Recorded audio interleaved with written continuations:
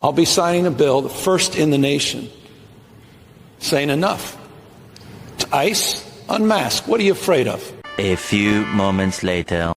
New today, Governor Newsom is speaking out for the first time after a court blocked a law he had signed that would have banned federal agents and local officers from wearing masks at all. I don't believe that federal agents should be running roughshod over the Constitution, putting communities that are already on edge in more terror.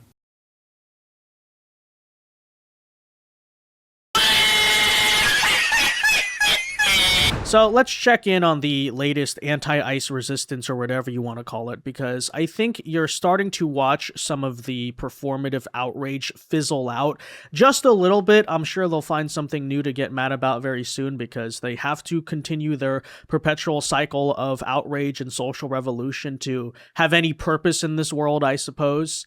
But that's on one hand happening in the courts, where this week a federal judge just struck down the mask ban that the state of California tried to place on ICE agents. This is, of course, a law that ICE stated from the beginning would never be enforceable, because guess what? The states have no jurisdiction over this matter. California was never allowed to just arbitrarily declare that federal immigration law doesn't exist here, or here are all the technical ways that we disagree federal law cannot be enforced in the United States of America. It would be one thing for California to argue that ICE agents were violating the Constitution, but despite all of their constant virtue signaling about that, they have not brought that legal case. Instead, they instituted a statewide law that was very likely to get struck down in the courts, and that is exactly what has happened, which really makes me beg the question, why exactly would you pass a law to begin with that you knew was never going to withstand legal scrutiny, while of course being the same people who constantly scream about the rule of law? It's almost like the entire act was performative. And on the topic of performance, we also move on to today's Congressional Committee hearing with acting ICE Director Todd Lyons, who got screamed at by a bunch of Democrats who made themselves just look like absolute fools. We'll bring you that story as well. And again, so on one hand, we have, legally speaking, their arguments, their policies, their laws against ICE are beginning to fall apart. And then secondly, I don't know, perhaps a big theory here, but maybe some of these congressional Democrats occasionally, just once in a while, make themselves look like complete idiots. I don't know, is that maybe a theory we're allowed to propose here? Let's talk about it all, though. First, though, do us a favor. If you enjoy our content, make sure you hit that like button down below. Subscribe to the channel if you are new. We greatly appreciate the support, but it also ensures that you can stay up to date with all of the latest news and coverage. And that said, let us begin with the news out of California. A judge has just blocked California from enforcing its ICE officer mask ban. California cannot stop federal law enforcement officers from wearing masks, a judge said on Monday, from the federal judge, the federal judiciary there. Yeah, you don't say. I know it's a big shock and a surprise to everyone that, first and foremost, there is a legitimate reason why ICE was wearing masks. Let's repeat, this was not a long-standing policy. It wasn't even something that started in the beginning of the Trump administration. It became a necessity because left-wing domestic terrorists would not stop doxing these ICE agents, threatening to kill them, and going after their families. And so, of course, as it pertained to California, if you ever wanted to stop the ICE agents from wearing masks, and by the way, I kind of agree with that in principle. I would say in an ideal world, ICE agents should not have to wear face coverings. And yes, you would like to see, for the sake of transparency, the faces of all the law enforcement who are engaging in operations here. But ladies and gentlemen, it's always been very simple, right? You want ICE agents to stop wearing masks? You want bad things to stop happening when there's confrontations with ICE agents in the streets? Then there needs to be control and enforcement, not against ICE, not against the federal government, but rather against the networks of left-wing domestic terrorists who were causing and provoking this entire situation to begin with. California, of course, decided not to do that. According to them, the domestic terrorists are the good guys, the ICE agents are the bad guys, and so they responded by praising and enabling and inciting and provoking their mobs of domestic terrorists, while of course labeling ICE the bad guys for saying, hey, they keep on doxing us, which I understand, hey, we take the risk of our job basically, and that's sort of what we sign up for, but they're even going after our families, they're showing up to our houses. Yes, this is not okay, right? Apparently the ICE agents deserve it is what the stance was of the Democrat Party. However, the federal judiciary here is disagreeing on legal grounds. Judge Christina Snyder from the U.S. District Court of California granted a preliminary injunction against part of the No Secret Police Act. Snyder's ruling came in a case brought by the Trump administration. Now, keep this in mind. In the ruling, Snyder wrote that the new law unlawfully discriminates against federal law enforcement officers, further violating the U.S. Constitution's Supremacy Clause. So there's two pieces to that. First and foremost, the Trump administration pointed out that California implemented this law very selectively because while it does apply to ICE agents, it very conveniently excludes certain state law enforcement from having to abide by the mask ban. So in other words, all these people who are screaming about masked agents, law enforcement should never have to cover their face for any reason. Unless it's COVID-19, in which case we're going to mandate you at gunpoint to cover your face. But, ICE agents are not allowed to social distance because their argument, again, was what? It's bad for federal law enforcement to not be able to show their face. But of course, many law enforcement officers likely came and said, hey, well, SWAT teams have to cover their faces, right? Riot squads, people who are dealing with dangerous stuff. There should be exemptions to this law. So California basically wrote the law to exclude actual California law enforcement from having to follow it, but it was only meant to selectively target ICE. So the case the Trump administration brought to court was, well, you can't make a law that selectively only applies to ICE agents. That's discrimination against the federal government. And by the way, what is the U.S. Constitution Supremacy Clause? That is, of course, the part that reminds everyone, as it pertains to certain matters that are within the federal government's jurisdiction, immigration being one of them, federal law and federal authority reigns supreme. In other words, what? You don't get to just selectively decide, we're not going to recognize federal law here. And worth noting too, this judge is not exactly just some lackey for the Trump administration. You can also see the judge also ruled that the Trump administration failed to show that a ban on facial coverings is a direct regulation of the federal government, to which I would say, well, in the case where you're trying to apply the law against the federal government, that's exactly what we're talking about, but fair enough. Snyder wrote that federal officers can perform their federal functions without wearing masks. Okay, I guess they can. Again, the entire point here is the state of California doesn't have the ability in this jurisdiction to say, well, here's how the FBI or U.S. Marshals or ICE or Homeland Security have to operate, right? It would be like, for instance, the TSA, which is a federal agency. Imagine at LAX, California just says, oh, well, the TSA shouldn't be allowed to wear gloves or use metal detectors or something like that. You don't even have jurisdiction to say that. So yeah, don't get me wrong. There are still aspects of the court's assessment here that I disagree with. I think that California is still way out of line. I would like to see these issues get appealed to higher courts, potentially even the Supreme Court, so we can make a clear legal precedent on what the federal jurisdiction is when it comes to immigration. But still, big picture here is what? The California mask ban, the central issue around all of this, will not stand. It is unlikely to stand permanently.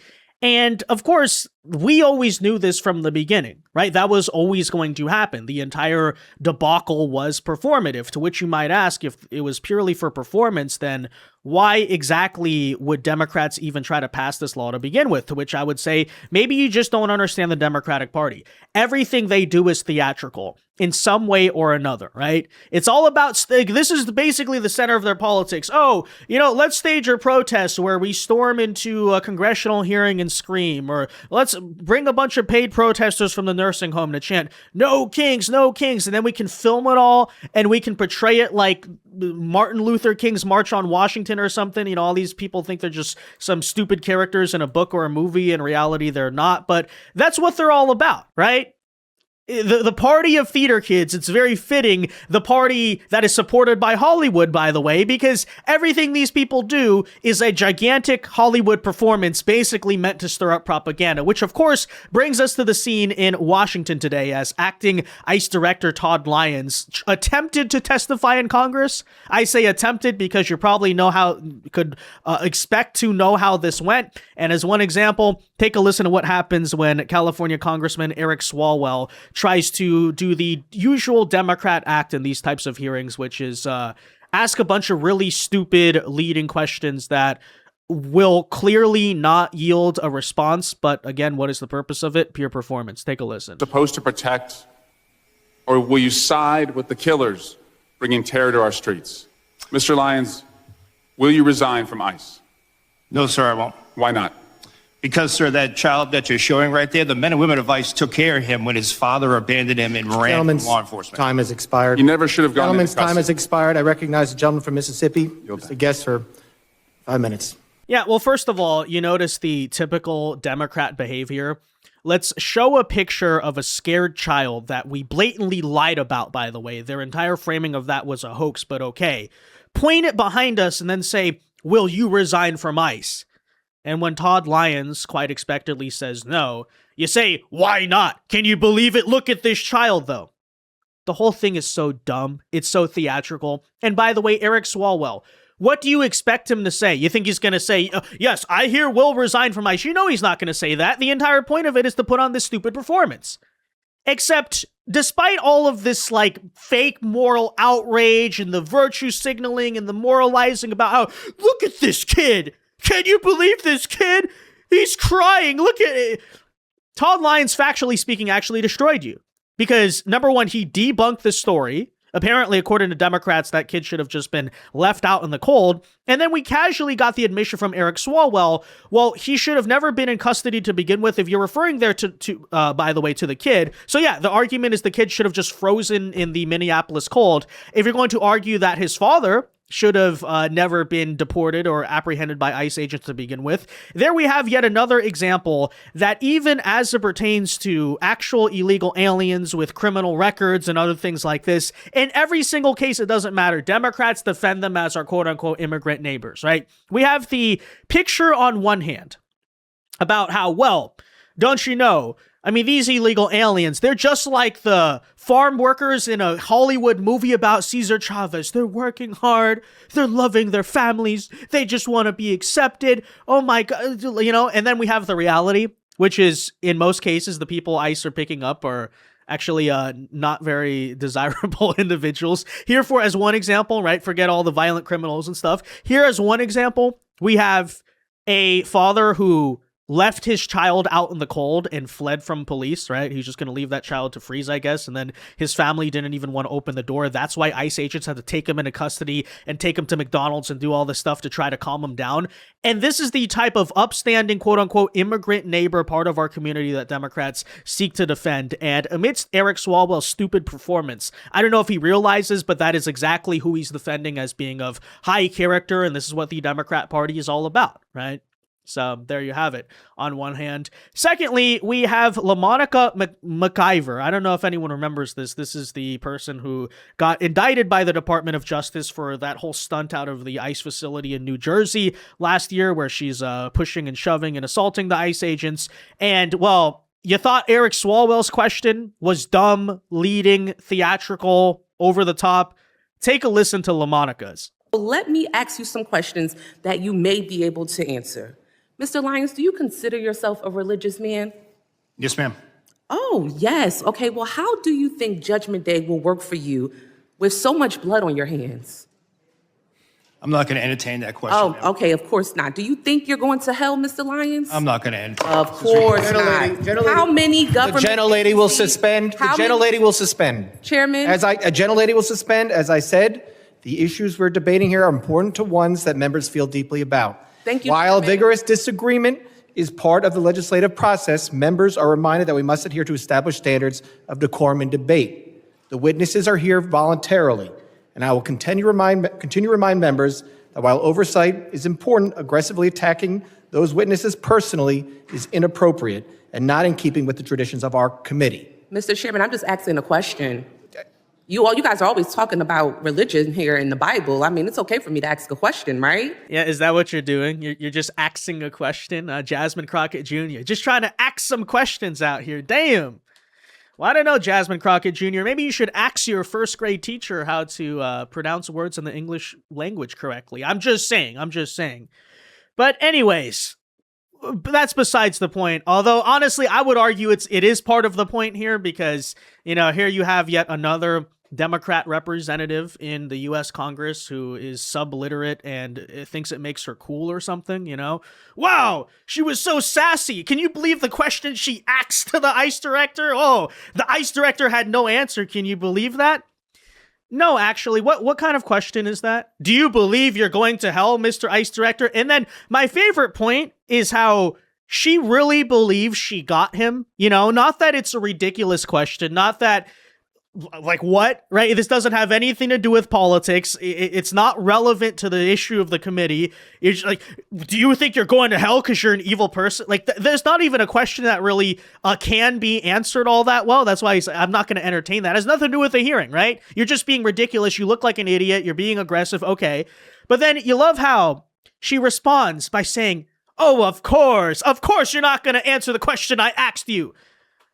Yeah. Because it's a ridiculous question, right?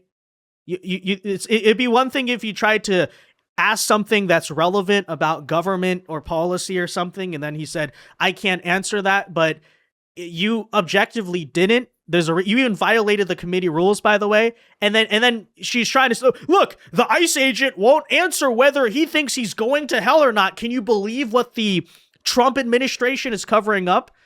No, we can't really believe it. We don't see it. Do you think you're onto something with that? I don't really understand, right?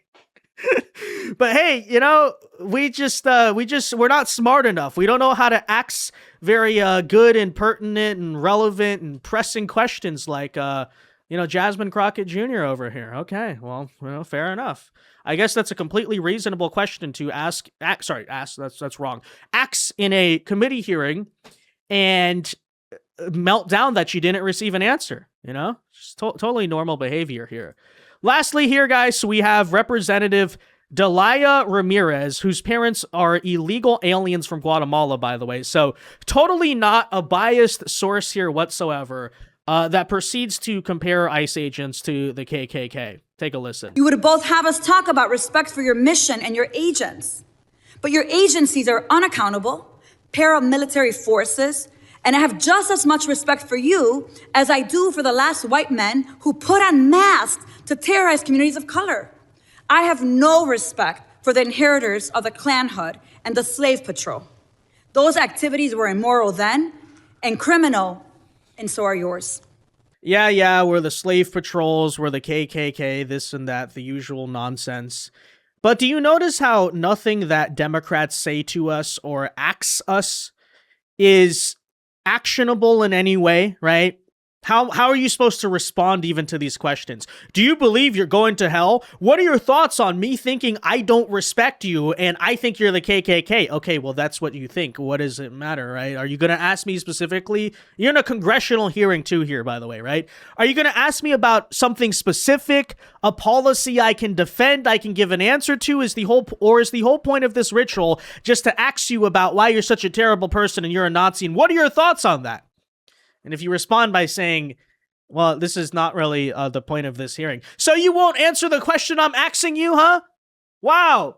Look how untransparent the Trump administration is. But as I said, right, the entire thing is what? A gigantic performance. Obviously, they're not asking questions that are supposed to be relevant, that are actually supposed to answer anything regarding policy, right? The entire point is so that way they can have this whole moment where they're like, oh, look, we faked a bunch of outrage and then we can portray it to our voters so that their voters will continue to go and, drum up the outrage and then march in the streets. We are angry, which is essentially, all the left ever has to weaponize because, they can't govern. Every time their policies are implemented, they suck. They're an absolute disaster. Let's, by the way, remember immigration under Joe Biden.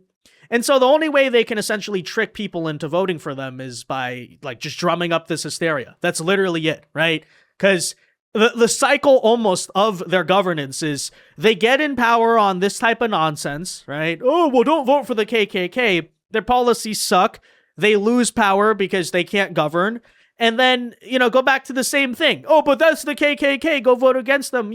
No kings, bunch of hysteria. Let's protest in the streets. The whole thing is fake. Right? But anyways, that said though, guys, let me know your thoughts in the comment section down below. And if you have any questions you'd like to ask me, feel free to comment those as well. Be sure to leave a like on this video, guys. Subscribe to the channel if you are new. And until next time, God bless and peace. Damn! He ain't answered any of the questions I asked him.